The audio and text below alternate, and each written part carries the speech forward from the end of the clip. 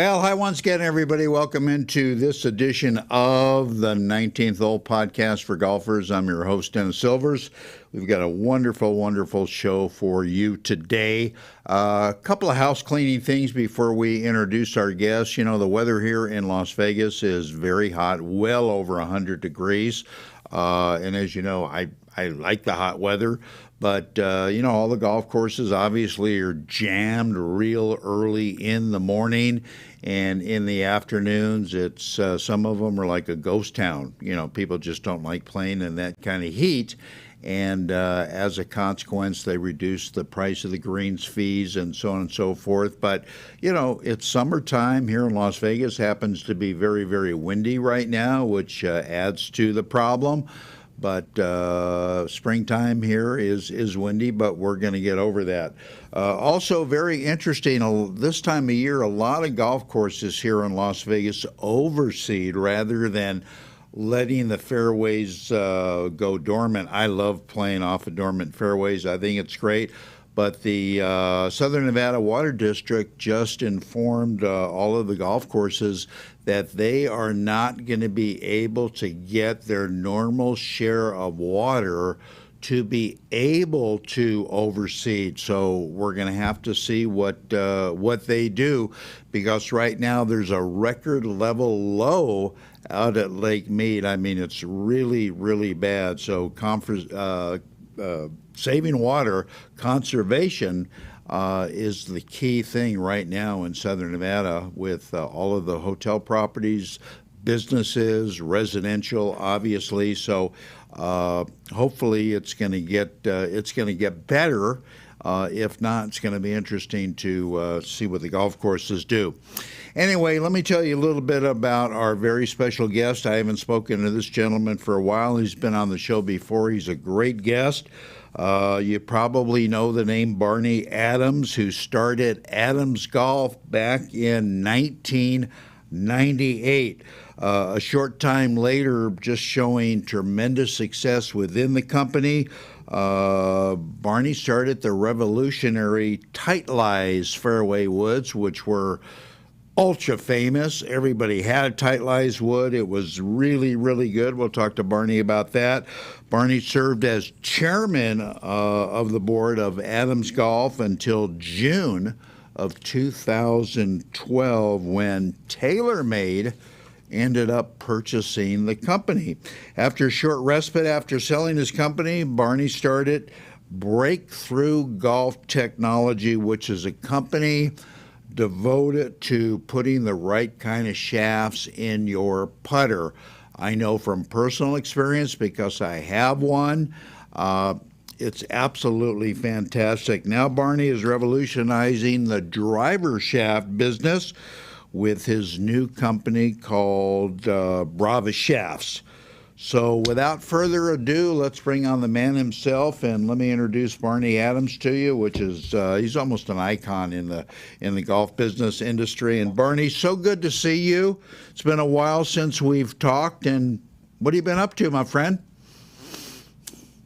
Oh, old people stuff primarily, but the shaft project, if you will, while it started as a putter shaft, as you know, uh, the technology that made the putter shaft work so well, which squares the face up at impact, basically.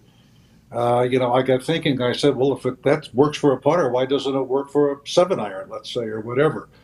So we are currently in the process of, in the lab, so to speak, developing shafts throughout the bag. Oh, that's good. That's one of the questions that I was going to ask you. Barney, let me kick it off this way. What was your motivation to wanting to start Adams Golf in the first place? I actually wrote a book answering that question, because to give an honest answer, I'd be on here forever, and I know you don't want that. Uh, Temporary insanity, possibly, and I don't say that to get a laugh so much. There's a lot of truth to that, because everything that I did, if you're let's say you were standing in front of a class of would-be entrepreneurs, and say, well, here's a guy, let's mirror what he did. It, you get laughed out of the room. It doesn't make any sense. So I can remember all the way back to when I was, I'm going to say 13 or so. I had a job at a club, and I was just a general gopher, just moving stuff around. But one of my jobs was when people they had golf carts in those days, and they Uh-huh. stored their golf carts, and my job was to go in and clean the club, so they would Mm-hmm. clean the next 9 people played. Right. And I remember in doing that the long irons were always essentially clean. And I remember thinking, I says, why are people spending money on these things if they don't use them? Right. And that type of thinking just stuck with me. Yeah. No, that I makes don't know. I don't have. I'm sorry, I don't have a really pristine answer for you. It's just I had no money. I had no specific plan. Uh, I'll tell you. I give you an instance, a story. please do. My Please first, do. my first, my first day, and it was. This is back. This it wasn't '98. It was '88, by the way. But so I'm it was sorry. 1988. Well, that's all right. That's approximately. And we had this little facility in Abilene, Texas, and I had this ongoing business as selling golf clubs to a channel on television, who in turn sold them, of course. And the entire idea behind that wasn't to develop a product line per se; it was just to get some cash in the door, so I would have money to start the company. That was the Right. entire objective. Right. So that lasted for I don't know about a year, and I finally just decided to. I was not there then. I worked in the Silicon Valley. I worked at I was kind of a troubleshooter in the Silicon Valley, and I finally said, "The heck with it! I'm going to do golf full time." So I go back to Abilene. My first, and this is the part that I'm emphasizing. It's my first day, and I was absolutely excited to go in and go to work. And I got up, and I was in the office, or in the building, shall we say, roughly at 6 a.m. Hmm. Of course, I was the only one there, Right. and we had a bunch of desks that kind of came with the building. So I just sorted out one so that I could use it. And you would check your desks very carefully in those days, because if you had an empty building in a field, some of the local residents would take up in your building, like snakes and spiders and so on and so forth. So I'm going through the desk just to make sure I don't have any visitors. And the lower left hand drawer was full of paper, Mm-hmm.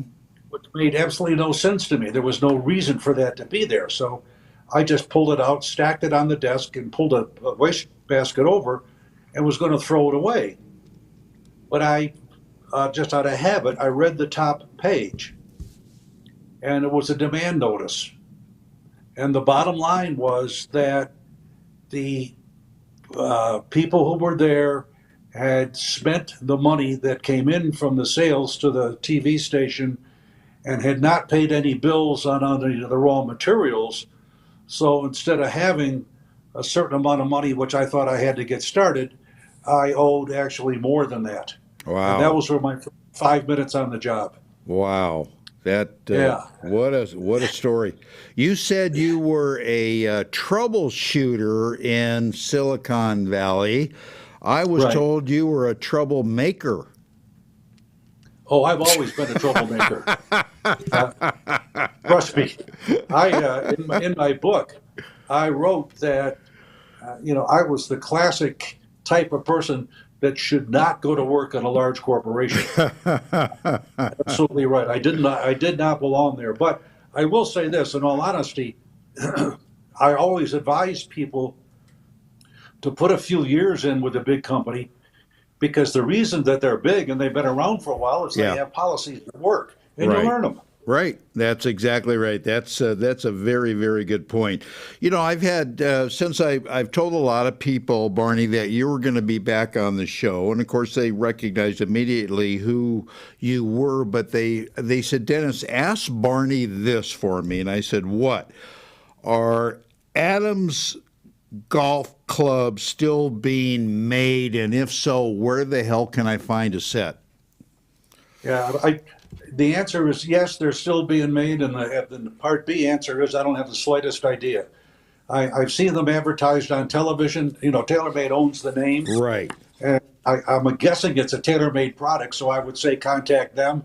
But I don't know if they sold it to somebody else or not. I have no idea. Okay. All right. So they just contact TaylorMade and you're going to That's what I find know. out. How Not did much the help, but it's the best I got. well, it is what it is. Barney, let's talk about tight lies a little bit. Number one, uh, what was the thinking behind the club as far as design, as far as its purpose, and how in the world did you come up with the name Tight Lies? The thinking, I was a club fitter. This would be Right, about 1990, 1991, and nobody to speak of was doing club fitting in those days.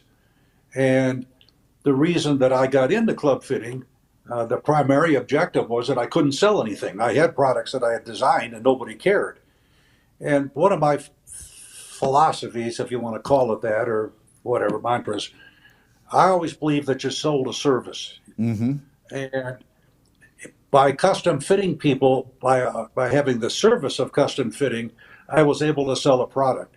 Right, So I worked at the Hank Haney Golf Ranch in Dallas from about 2 in the afternoon until they closed, which is roughly 10 o'clock at night, if I remember correctly. And I club fitted. And the deal I worked with Hank was anything I sold through his facility. So it was a good deal for him. right, And it allowed me to keep going, so to speak. We had a little facility in Richardson, Texas, where we did some repairs and some minor stuff. They only had 3 employees. So I would work there until roughly 2 and then go out to the ranch until they closed. And in working with people, my club fitting experience was actually 2 ways. Yes, I club fitted them, but also at the same time, they taught me. mm-hmm. I paid a lot of attention to things that people with various handicaps and skill levels did well, that they didn't do well, what Right, their thinking was, et cetera, et cetera. And the dominant issue that I ran into that time was what I would call the long second shot, right, the long shot off the fairway. Now, in those days, when companies sold drivers, they sold basically 1, 3, and 5. mm-hmm. So you Right, really didn't buy a driver; you bought a set of woods. It was pretty right, common in those right, days. But that didn't make any sense to me after I watched things for a while because you had different environments. A driver's ball on tee, that's an environment. right, A wood is ball on ground. right. That's a completely different environment. And Totally. yet, a lot of the fairway woods in those days looked like mini drivers with more loft and so on. Mm-hmm. So I thought this just didn't make sense to me. So what I did is I and I always took a lot of notes when I did this stuff. I imagined myself being the golf ball, and the objective was to hit me up in the air in a certain distance depending on speed. So I designed the club to optimize getting off the ground and getting into the air. Right, And one night, instead of going home, I went back to our little shop. It was like I say, it was about 10:30 by then, and I sent a fax. I think it was a fax to a guy that I knew in Taiwan about my idea for a fairway wood, and I mm-hmm. sent him a sketch. Mm-hmm. And when I sent it to him, the name Tight Lies just appeared, just came to me. Uh, and I never even gave it any more thought than that. You know, it was just there at the bottom of the page. Yeah, And it was a very different looking club because it was the face was much thinner. The angles in from the heel and the toe were different. I could go on and on and on, but in the world of golf club design, it was quite different. And he sent me a fax or email, and I really don't remember. Are you sure this is what you want to do? And I said, yeah, I am. I've got it. I've watched enough people, and I've made myself into a golf club, so to speak, and this is the way it ought to be.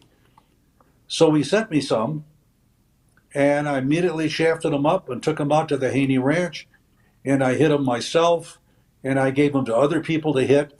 And there was a phenomenon. It was actually a title of the book I wrote called Wow, the Wow Factor. right, And it was, right. wow, this is really good. Yeah. Wow, this really works. Mm-hmm. All right. So in my mind, at that moment in time, it was over. I had done what I wanted to do. I had made a club that made me a better custom fitter. Right.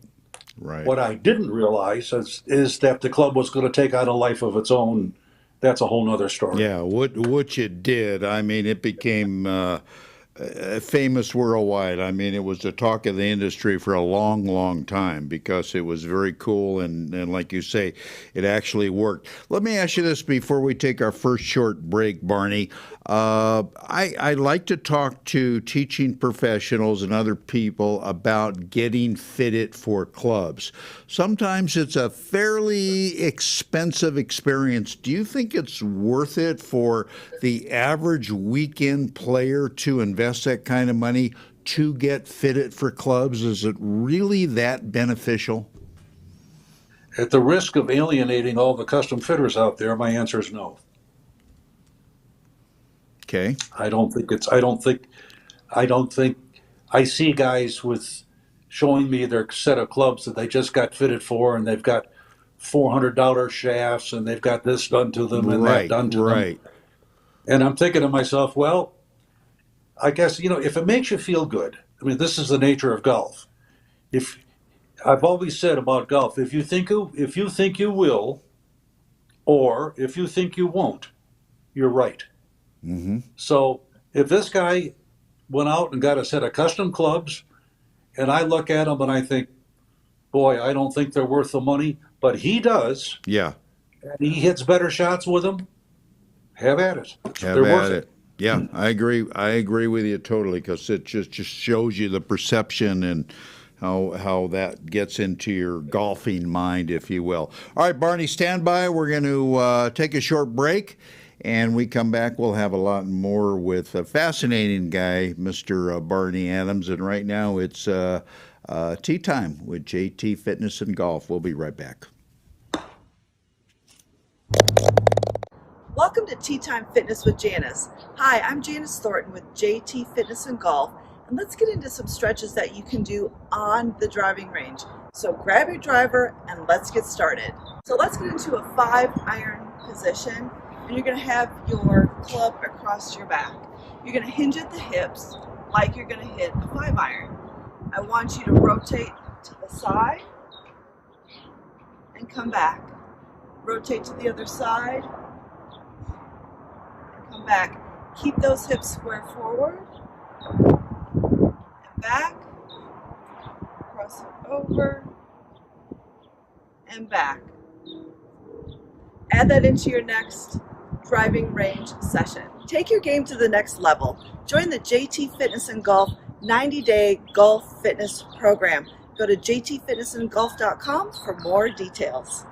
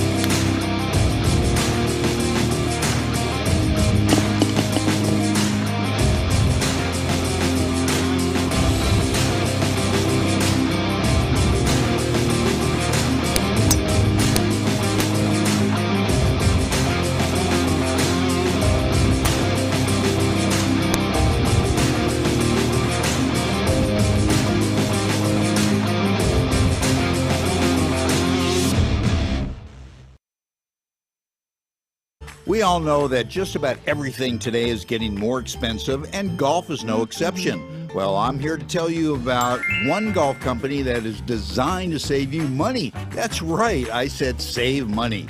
Welcome to breakfastballs.golf, a company that sells the best used golf balls in like new condition at a fraction of the price you'd pay anywhere else.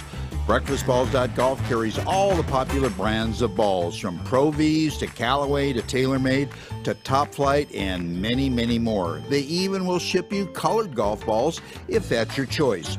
They offer a great membership program as well, where members receive free shipping all of the time, plus great discounts. save money and time. Go to breakfastballs.golf and check them out. So why not give yourself a breakfast ball on every tee, not just the first? Go to breakfastballs.golf and save money.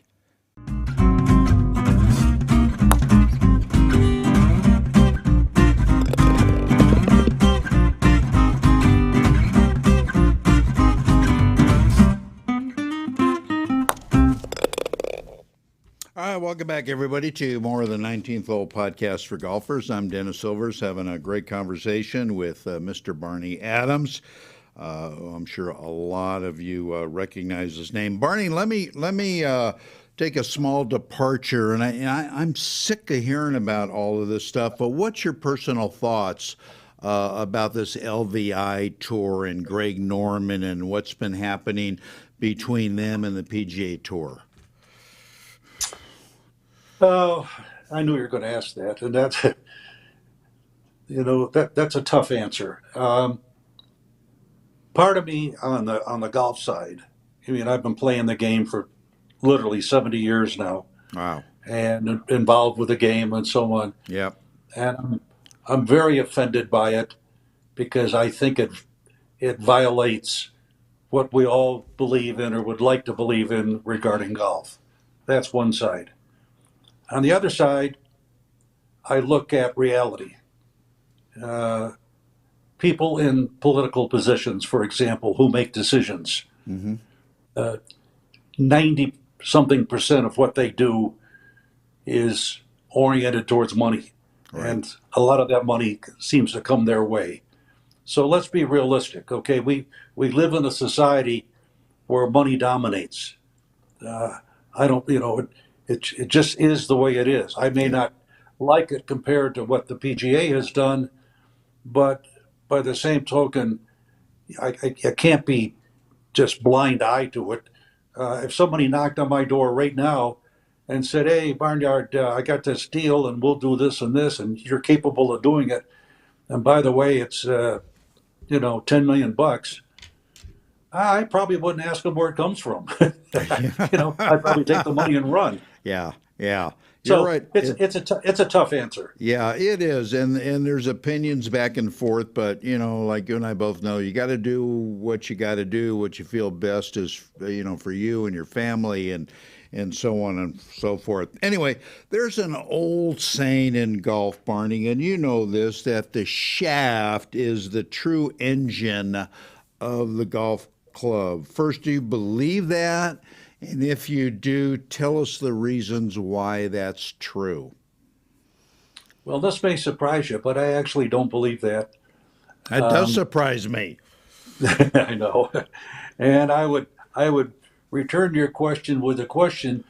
Do you think that everybody that plays should have the same flex in their shaft? Of course not. Of course not. Okay. Then I'm going to ask you another question. The largest selling set of irons in the history of golf, and everybody played them.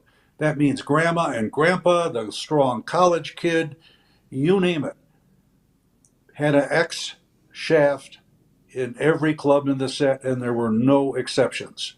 So if flex is so important, how do these clubs become the number one sellers in the game? Good question. I don't know. Mm-hmm. Right. And I think that in first place, the shaft, I realize that a lot of shafts get sold with the, what would you want to call it? A lot of hype. Premise. Yeah, the hype that the shaft will deliver more distance. Shafts do not deliver more distance. Shafts are delivery mechanisms which deliver the club head back to the ball. Right. And the sets that I was referring to, and you can research this, were the Ping I-2s from Karsten Solheim. Mm-hmm. And Karsten believed very, very, I've talked to him about it, he very, very, very strongly in having an X shaft in every club because he didn't want the shaft making any motion. He just wanted it delivering the head back to the ball. Right. Well, that's not terribly different than what we're doing, although we do have flexes, but our objective is to deliver the club head to the ball square. Because go back to the putter, for example, of what you have. When you deliver the putter face square, that's the basis for putting with all putting instructors. Absolutely. If your club face doesn't come back to the ball square, you're in the hole starting off. So by designing a technology that returned the club face square to the ball, then that's what I said earlier. My thought was, well, how about a 7-iron shaft that wants to return the club face square to the ball? Right. You won't necessarily hit it any further, even though, you know, we'll probably run an ad that says it does, but that's baloney. Uh, a good solid hit at the center percussion that's what delivers the most distance. Mm-hmm. It's square hits that deliver the most distance, not the Right. shaft Right. or not some other baloney stuff that goes on. So if we can make a shaft which delivers the face more square and impact, then you're going to have more shots on or near the center of percussion. That means that on the aggregate, you're definitely going to hit the ball longer because you got more solid shots. Absolutely. And if I were to ask you, for the last round you played, Yes. what was the most solid shot you hit? Inevitably, people say, "Oh yeah, number 14, I nailed it." Right. That's golf. That's golf. Yeah. No, that's a good point. Well, let me ask you, you kind of alluded to it, Barney. Why are some shafts then in the industry so damn expensive? Because you alluded to it again. I think if you don't have good golf swing mechanics, it don't matter what kind of shaft you have, you're not going to get everything out of the shot. The answer to your question is that golfers are nut jobs. I couldn't agree more. I mean, come on. We're all looking for that extra yardage. Yeah. And I swear to God, if somebody knocked on my door at 3 o'clock in the morning and said, "Barney, I got it. Come to the range with me. I can get you 8 more yards." Yeah. I'd be there. I'd go to the range with him at 3 in the morning. Yeah. I'm no different than the rest of the nut jobs. Yeah. But we are obsessed. And now we watch television, and we watch player X. I don't care who it is, and they've just hit some behemoth drive down the fairway. Yeah. And they've got 206 yards to the flag, and they got a 6-iron in their hand. And I'm thinking, a 6-iron? I mean, what kind of 6-iron are they playing that hits the ball 206 yards? So Yeah. it Yeah. just invades our psyche for all of us. It does. It does. You marvel at it. You really, really, really do. Barney, before we take our next short break, from your observations, what do you think has been the biggest change in golf, say from 20, 30 years ago?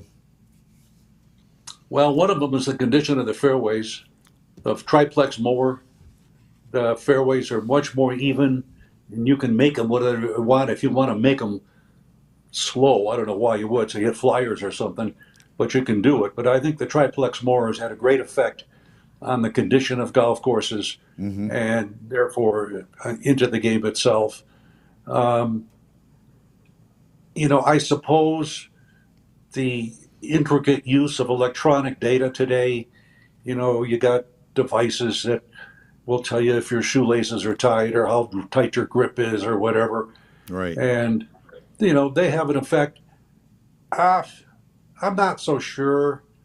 There was a guy by the name of Nicholas that I remember pretty well, and he didn't have any of those things, and he just kind of went out and beat everybody. Yeah. Yeah.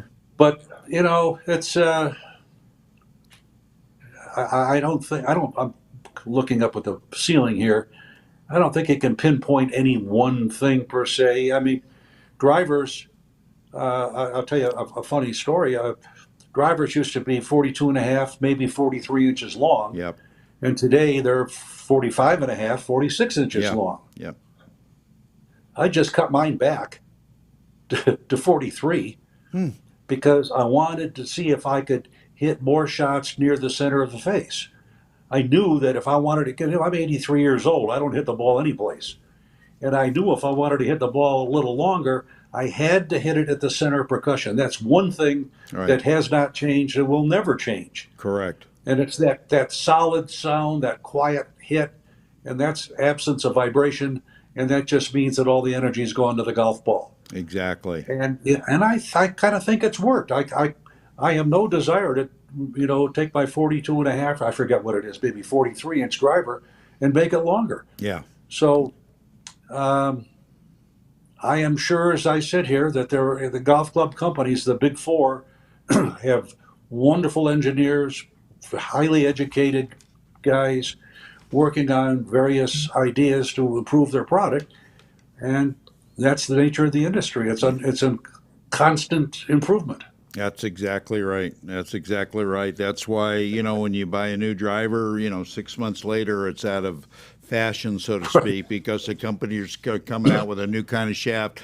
a new metal, a new finish, a new kind of grip, Or or whatever. whatever. It Hey, crazy, Barney. you mentioned the tight lies. I can't tell you how many people over the years have said, "Oh my God, Barney, the tight lies. That was my favorite fairway wood. I love that club." So I said, "Well, how come you're not playing it anymore?" You know, I like that. I like that a lot. All right, Barney, stand by again. We're going to take a short break. We're going to come back. We're going to finish up with Mr. Barney Adams. So stay with us. We're back right after this. Hey golfers, I've been a golf talk show host for a long time, and I've been playing golf even longer. Being in golf media, I've had the chance to play every ball ever made. I've tried them all. Well, my search is finally over because I found the best ball I have ever played with, and more golfers are finding the same thing. I started playing with the Elixir golf ball made by Encore Golf. Encore Golf has revolutionized both their golf balls, the Elixir or the Avant 55, or the brand new Vero X1, to where the performance of either will simply blow you away. It did me. If you're looking for better performance and durability with your ball, Encore Golf has it. Don't just take my word for it. Check them out at encoregolf.com and you'll become convinced, as I am, the first time you tee it up with Encore. It's the best performing ball for the price. Go to encoregolf.com and see for yourself. Your scorers will love you for it. That's ONCORE golf.com. If you're an avid golfer like I am, how great would it be living on a golf course? It's fantastic, but you're probably thinking golf course property is just too expensive.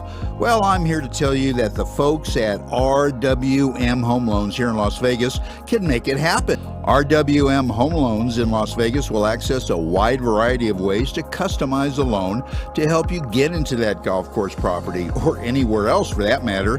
They offer first-time home buyer programs, jumbo loans up to $5 million, and even reverse mortgages. So do yourself a favor and call Casey Zari right here in Las Vegas at 702-888-2251. Get started on that new home or property. That's 702-888-2251, or just go to rwmhomeloans.com.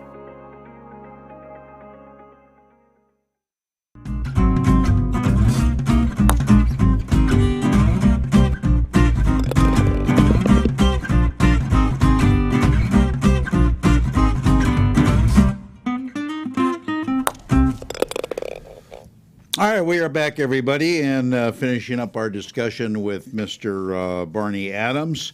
And Barney, the game has changed. As you mentioned, not only from an agronomy standpoint, but these guys are hitting it so far today.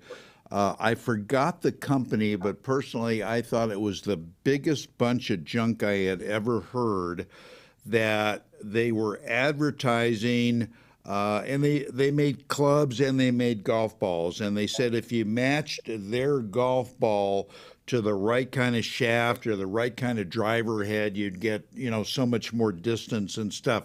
How stupid is that? I don't have enough words. I love it. And I can't think of the company who was doing that. All right. By the way, that Encore ball is not a bad golf ball. It's a thank you for saying that. They'll be looking at the tape. It's a wonderful golf ball. They're a very very innovative company. They get that new Vero One is getting nothing but props and stuff. Let me ask you. You know, You say, go ahead. they're in Buffalo, New York. They're in Buffalo, New York. That's Yeah. exactly right. I grew up in that part of the country. The sun only shines for about 3 days a year there. For I'm but surprised yeah, they do golf balls. well, the first time I went to visit them, Barney, it was so cool. Number one, they're right near the Canadian border. Number two, they've got these old brick office buildings that they're in that with the old-fashioned elevators and stuff. It's very very cool. Do you play with the same group of guys, Barney, at home when you play? Yes, I do. I'm very, very fortunate. I live in the California desert in the wintertime, Right. and then here in Colorado in the summer, and it's the same both places. I played with the same guys. It's a what I would call a very minor gambling game. I mean, we put up a few bucks, but it's really nothing. Yeah. It's Yeah. just about it's all about competition, and that's exactly what uh, I look for. Is just going out there by myself or with somebody else. Uh, the only way I can make that work is, is play two or three balls and talk to myself or something like that. But yeah, I do. I play with the same. I play with the same game. No, that's great. That's very very nice. All right, so let me ask you this. Let me finish up with a couple of questions. What's on the horizon for Barney Adams, and all the shafts going on? What can we expect from you in the near future? Anything new at all other than that? Well, what's on the horizon? Like I said, I'm 83 years old, so what's on the horizon for me is getting up tomorrow. I'm And, sure and that after won't be a that, problem. and after that, you know, coming to some degree of functionality, we'll see what happens. As I said, that in our lab, and I'm one of the chief testers actually. Uh, the philosophy. I mean, I can visualize what the putter shaft does. I can Yeah, close my eyes, so to speak, and see it. yeah, And I want us to have the ability to take that same technology through the bag, get more that's great. more good shots. That's what I call it. So we'll see. That's gonna be great. Have you arrived because it's a very competitive market? Have you arrived at a price point yet, Barney? You think? No, I really haven't. I we got a very competent person that runs our marketing side, and she worked at Adams for a long time, and I let her call the shots. She can do whatever she wants. Gotcha. Gotcha. All right, last question. What can I do to get you and your beautiful wife out here to Las Vegas to play some golf? Well, the first thing you could do was help her cure. She had a very bad fall and broke the femur bone in her leg. Oh, I'm sorry to And hear that. the femur bone is that big bone from your hip down to your knee, and it's a long, long, long rehab and so Yeah. on. And she's in the middle of it, so she's not going to be playing any golf for some time. But fortunately for her, she's found bridge and she's happy. So life goes on. Oh, that's good. As for me, I am perpetually lazy. I play with the same guys, same 3 days a week, and that's about it. But I'll change subjects on you here. You're talking about the water thing. Yeah. It's interesting about water and golf. The best fairway, the healthiest fairways are a light tan. Hmm. They're not a rich green. Mm-hmm. Rich green is for the real estate salesman and so on, but it isn't really for the grass, because if the grass is rich green, that means the water is towards the surface and the root system for the grass is growing up. Right. And it's not as healthy as if the water system has been kept away a little bit and the roots are now growing down Down. to Right. It search makes for the sense. water, but the surface is kind of tan. So there's no, I wrote a story on this. There's nothing wrong with a healthy tan, and my collaborator was a guy by the name of Tom Fazio. So I made sure that I didn't blow it. Yeah, no, and you didn't. That's absolutely great. Barney, real quickly, for our viewers, is your book still available? And if it is, where the heck could they find it and get it? beats the heck out of me. I don't know. It's I've seen it on on the internet. It's called the wow factor. Right. That's all I can tell you. Okay. All You know, right. if somebody's desperate, they can write me. I don't know if there's any. I don't even know if there's any out there.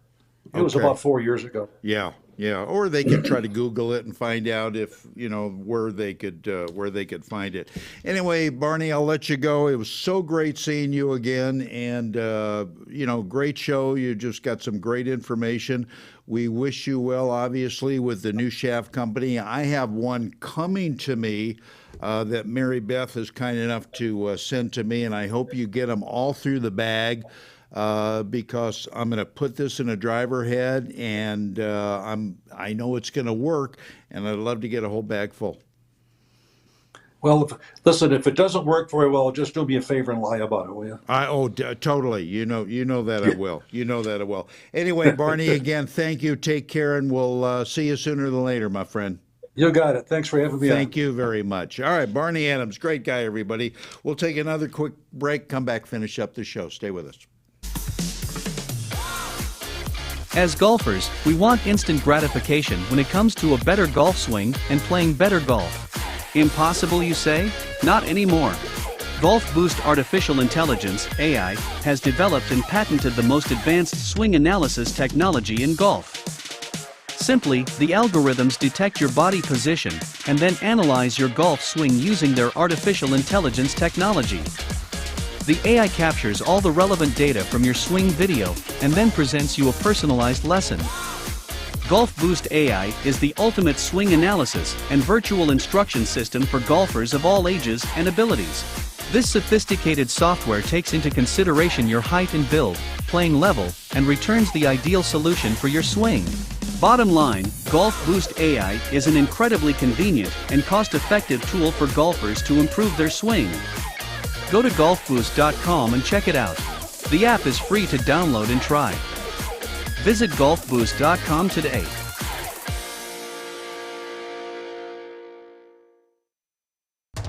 Innovation begins at a single point. Elements, each with their unique character. Fire-forged steel creates unprecedented control. Chemistry delivers a touch so soft, combined to create a level of performance previously unimagined. Like magic, the Elixir, the new tour ball from Encore.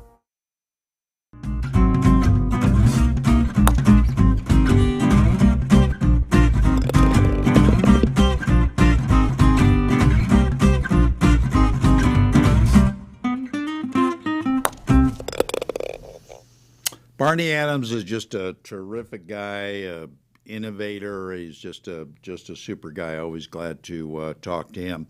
Anyway, just want to make kind of a shameless plug. Please tune in. We do it on Wednesdays at 2 o'clock Pacific Standard Time. Pick Your Politics. I do it with a great co-host, Stephanie Phillips, who's kind of a political insider, and just glad to have her next to me. Anyway, that's going to wrap it up for this edition. Get out and play some golf and have some fun, and we'll see you all next time. So long, everybody.